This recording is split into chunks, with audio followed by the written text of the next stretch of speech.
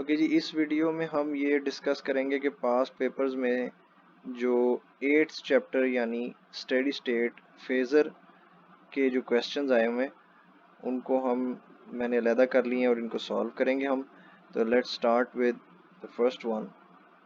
अच्छा, इस क्वेश्चन में वो कहता है the circuit shown is operating in sinusoidal steady state and the supply voltage Vs is equals to 20 cos 1000 t plus 0 degree, कोई degree angle नहीं दिया हुआ।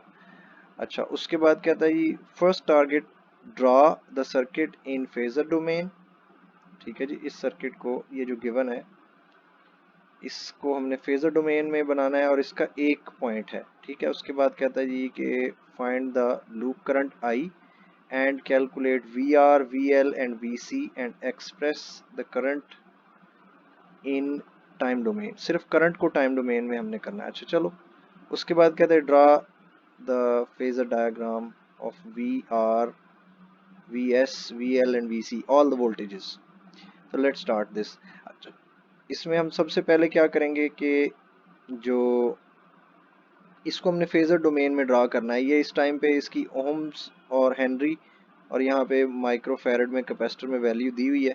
तो इसको सबसे पहले हमने फेजर डोमेन में ड्रा करना है। तो इसको ये देखें, फर्स्ट ऑफ ऑल Vs की वैल्यू होगी फेजर डोमेन में, क्योंकि उसने दी हुई है 20 cos 1000 t प्लस एंगल 0। तो 20 एंगल 0 इसकी फेजर रिप्रेजेंटेशन हो जाएगी वोल्टेज की। अच्छा, next is the resistance value.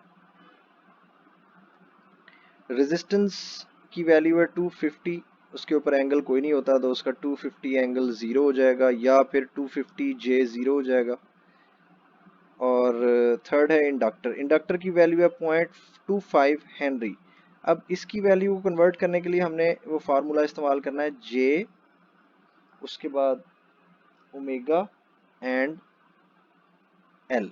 ठीक है, ओमेगा जो है वो 1000 है और इंडक्टर की वैल्यू 0.25 है, तो जब इसको मल्टीप्लाई करेंगे तो ये J250 आ जाएगा।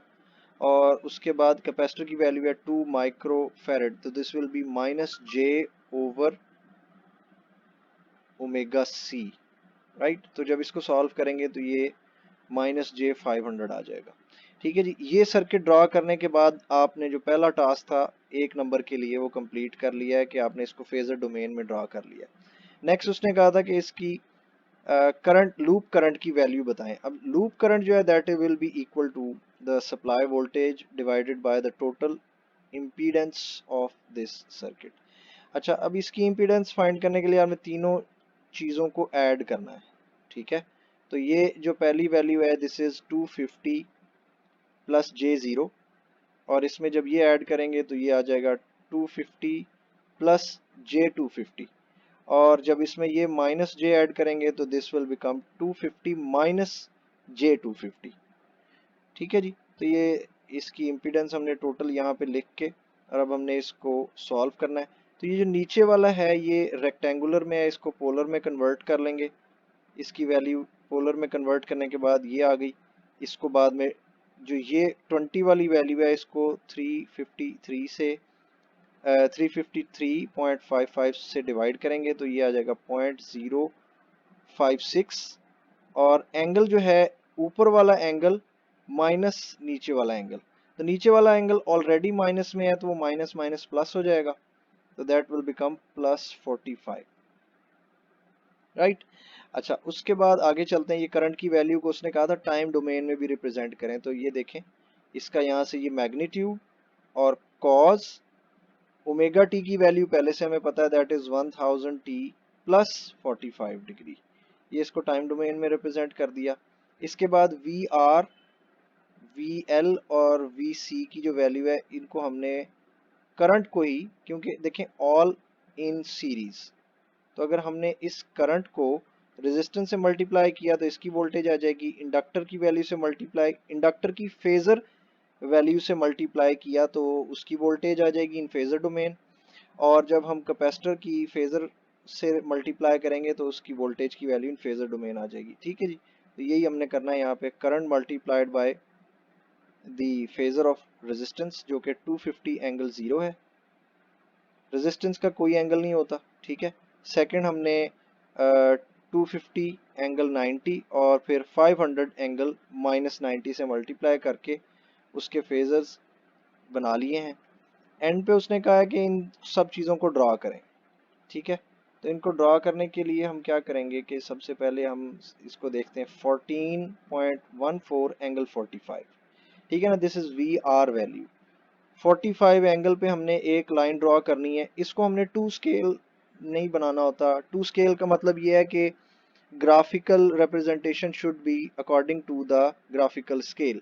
क्योंकि अंदाजे से बना रहे होते हैं, पेपर में इतना टाइम नहीं होता, तो हमने इसको सिंपली एक लाइन ड्रा करके उसके साथ वैल्यू लिख देते हैं, ताकि हम ये साबित करना चाहते हैं कि हमें ये चीज़ आती है। हमने उसको परफेक्ट बनाने की कभी भी पेपर में ख्वाहिश नहीं होती, टाइम बचाना पेपर में हमेशा से ख्वाहिश होती है।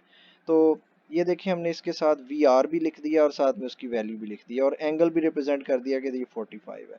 उसके बाद वी एल की वैल्यू 14 यानी कि तकरीबन उसके बराबर ही, मगर एंगल 135 आएगा, so this is represented by an angle 135। And also उसके साथ वी एल भी लिख दिया है और उसकी वैल्यू भी लिख दी है। और आखिर में वी जो सी की वैल्यू है, this is 28, so it will be a relatively longer line with an angle -45।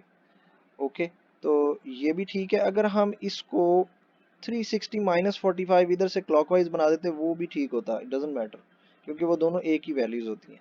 अच्छा, एक चीज़ उसने शायद पेपर में कही है जो कि यहाँ पे मैं बनाना भूल गया हूँ, और वो है वी एस का फेज़र। सो वी एस का जो फेज़र है दैट इज़ 20 एंगल 0। 20 एंगल 0 को मैं येलो मैंने रिप्रेजेंट किया हुआ है, so I will draw a green line, green से रिप्रेजेंट कर देते हैं। यहाँ पर 20 विल बी समवेयर अराउंड 14 से ज़्यादा होगा, ये ऐसे होगा। ठीक है जी, this is the value of V S, और हम इसकी वैल्यू लिख भी देते हैं यहाँ पे इस तरह से, this is V S and it is equals to 20 angle 0। तो इस तरह से बना देना, दैट इज सफिशेंट। अच्छा, अब इसके बाद देखते हैं, और उसने तो कुछ भी नहीं कहा इसमें और ये टारगेट्स मुकम्मल हो गए हैं। So the scores are 1, 3 and 1, सिर्फ ड्रा करने का एक नंबर है। अच्छा, उसके बाद जो दूसरा क्वेश्चन है एक दूसरे पेपर में आया हुआ है, वो देख लेते हैं। कहता है जी, in the circuit shown in figure this one, ये जो इसकी तीन फिगर्स हैं। पहली फिगर में उसने सिंपली एक सर्किट दिया है यहाँ पे, और कहता है जी इसकी इक्विवेलेंट इम्पीडेंस फाइंड करें। कहता है जी, find the equivalent impedance and express it in polar and rectangular. ये देखें, ये उसने कहा है z is equal to A plus j B, ये है रेक्टेंगुलर फॉर्म। उसने रेक्टेंगुलर में भी कहा है, और फिर उसके बाद एंगल z एंगल थीटा यानी कि इम्पीडेंस पोलर फॉर्म में भी मांगी हुई है। तो इसके लिए सबसे पहले हमने इनको सॉल्व करना है। ये जो है this is a capacitor value, क्योंकि जे माइनस हमेशा कैपेसिटर में होता है। अच्छा, इसको हमने ऐड कर लेना है इसके साथ, तो ये दोनों ऐड होंगे तो ये 600 जे आ जाएगा। ठीक है, और फिर उसके बाद इन दोनों को पैरेलल में सॉल्व करना है। इन दोनों को पैरेलल में सॉल्व करने के लिए ऊपर मल्टीप्लाई और नीचे ऐड करना है। अब इसका मतलब है ऊपर वाला जो है वो पोलर में होने चाहिए दोनों वैल्यूज़, और नीचे वाली दोनों रेक्टेंगुलर में होने चाहिए। मैंने इसको ऐसे करके, यानी कि ये क्या है जी, 600 एंगल 0 और 600 एंगल 90, इनको मल्टीप्लाई किया तो ये चीज़ आ गई, और नीचे इनको ऐड करना है।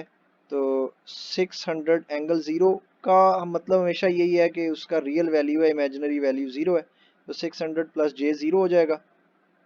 और जब भी एंगल 90 होता है इसका मतलब है उसकी रियल वैल्यू कभी नहीं होती। So this will be 0 plus j 600। तो इसको हम सॉल्व कर लेंगे। सॉल्व करने के बाद सारा प्रोसीजर जो है, यानी किसी जगह पे हमें पोलर से रेक्टेंगुलर और रेक्टेंगुलर से पोलर में कन्वर्ट करना पड़ सकता है, और एंड पे ये इसका सोल्यूशन आ जाएगा। इसको मैंने पोलर में भी रिप्रेजेंट कर दिया है और रेक्टेंगुलर में भी कर दिया। ठीक है, उसने यही कहा था कि इसको पोलर फॉर्म में भी रिप्रेजेंट करें और रेक्टेंगुलर में भी रिप्रेजेंट करें। अच्छा, उसके बाद नेक्स्ट जो है पार्ट वो नेक्स्ट सर्किट से रिलेटेड है। उसने कहा in the input voltage in the circuit shown in figure B, this second one, is 30 sine. अब यहाँ पर एक चीज गौर करें कि जब भी आपने फेजर डोमेन में क्वेश्चन सॉल्व किए हैं तो वो कॉज में होते हैं, कॉज में, साइन में नहीं होते। तो हमें इसमें साइन आइडेंटिटी को कन्वर्ट करना पड़ेगा जो कि एक टिग्नोमेट्रिक फार्मूला है, ठीक है। तो वो टिग्नोमेट्रिक फार्मूले को इस्तेमाल करते हुए हमने ये करना है। सबसे पहले ये देखें ये वो टिग्नोमेट्रिक फार्मूला है जिसको इस्तेमाल करके हमने साइन को कॉज में कन्वर्ट करना होता है, ठीक है। ये चीज़ हमें गिवन है, हमने इसको कन्वर्ट करना है इधर कॉज वाले में, ठीक है। A sine omega T plus 0 degree that is equal to A cos omega T plus 0 degree minus 90 degree. That means कि आपने जो भी एंगल है उसमें 90 माइनस कर देना है तो वो कॉज में कन्वर्ट हो जाएगी। तो यहाँ पर देखें इसमें जो उसने हमें दिया हुआ that is sine 30 sine, that means 30 cos minus 90 इसका जवाब हो जाएगा, ठीक है। अगली चीज उसने कहा है कि जी the resistance is 50 and the inductor is 25 milli. तो हमने इनकी जाहिर है फेजर डोमेन में भी कन्वर्शन करनी है। 100 है जी ओमेगा, तो ये जो पहली है ये ऐसे ही रहेगी, और ये वाली जो है 25 मिली और 1000 जो है ओमेगा की वैल्यू है, जब ये मल्टीप्लाई होंगे तो 25 आ जाएगा, और जे साथ जे ओमेगा एल जो है उसकी वैल्यू आ जाएगी J25, ठीक है। तो इतनी कन्वर्शन थी, कैपेसिटर इसमें लगा नहीं हुआ। उसके बाद हमने बेसिक सी इन दोनों को ऐड कर देना है, तो ये बन जाएगा 50 प्लस J25, और इन करंट की वैल्यू जो होगी that will be the voltage divided by the impedance. तो ये इस तरीके से सॉल्व करते हुए हमने इसका ये आंसर निकाल लेना है, ये वाला, ठीक है जी। यहाँ तक ये आंसर कैलकुलेट करके उसने क्वेश्चन में ये कहा हुआ है, काफ़ी लंबा चौड़ा क्वेश्चन है और उसमें काफ़ी सारे उसने टारगेट्स बताए हुए हैं। तो उसने कहा है कि जो करंट की या जितनी भी वैल्यूज़ हैं उनको आप टाइम डोमेन में रिप्रेजेंट भी करें। तो ये मैंने क्या किया कि यहाँ पर इसको पहले ही करंट को टाइम डोमेन में कन्वर्ट कर दिया। इसका तरीका ये होता है कि ये वाला जो मैग्नीट्यूड वैल्यू है, फिर कॉज ओमेगा टी की वैल्यू जो कि हमें पहले से पता थी, वो हमने कहाँ से देखी है, ये देखें एक बार दोबारा बता देता हूँ। ये देखें, ये ओमेगा की वैल्यू कभी चेंज नहीं होती इन एनी फेजर क्वेश्चन। तो ये ओमेगा लिख दिया यहाँ पे। उसके बाद ये जो वैल्यूज़ हैं ये एंगल की, ये हमने यहाँ से प्लेस कर दी है माइनस वाली। अच्छा, यहाँ पे एक बात बताता चलूँ कि ओमेगा की वैल्यू चेंज हो सकती है अगर आप दो साइनोसाइडल सिग्नल्स को या दो कोसाइनोसाइडल सिग्नल्स को जिनकी डिफरेंट ओमेगाज हैं उनको ऐड करेंगे। अब वो कैसे करते हैं कि आप उनको रेक्टेंगुलर कंपोनेंट उनके फाइंड करते हैं और उनको ऐड करते हैं। ये है 5th चैप्टर का question, so it's not actually part of the 8th chapter. यहाँ पर आपकी ओमेगा की वैल्यू चेंज नहीं होगी। ओके, उसके बाद उसने कहा है वी आर की वैल्यू, तो current multiplied by resistance value, ये आ गई। इसको भी मैंने टाइम डोमेन में लिख लिया और इसी तरीके से बाकी भी सारे। और वो कहता है जी इसको ड्रॉ करें, तो ये ड्रॉ भी कर दिया, ठीक है जी। अच्छा, इसके अंदर पार्ट सी जो है, for the sum of two phasors V1 and V2 shown in figure C, write the sum of the two if frequency is 50 hertz, ठीक है। फ्रीक्वेंसी जो है इसमें मैटर ही नहीं करती है, हमने इन दोनों का सम लिखना है, ठीक है। तो यहाँ पर देखें ये जो पहला फेजर है ये उसने हमें graphical representation of the both phasors दे दिए। तो पहले की रेक्टेंगुलर रिप्रेजेंटेशन है, इसकी ये रियल वैल्यू 20 है और इमेजिनरी वैल्यू भी 20 है। तो V1 की वैल्यू होगी 20 प्लस J20।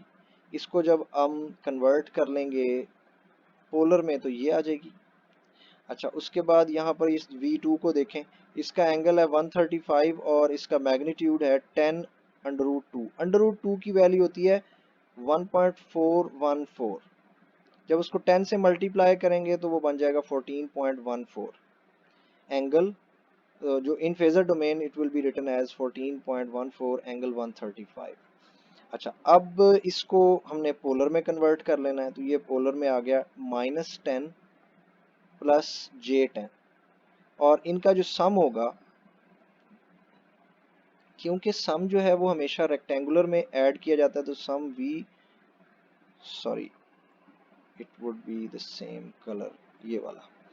तो V1 plus V2 will be equal to, अब हमने रेक्टेंगुलर के ही ऐड करने हैं, ये 20 इसमें ऐड कर दें तो कितना बनेगा, दिस विल बी 10, और उसके बाद ये प्लस j है और ये वाला भी प्लस j है, सो this will B plus j 30।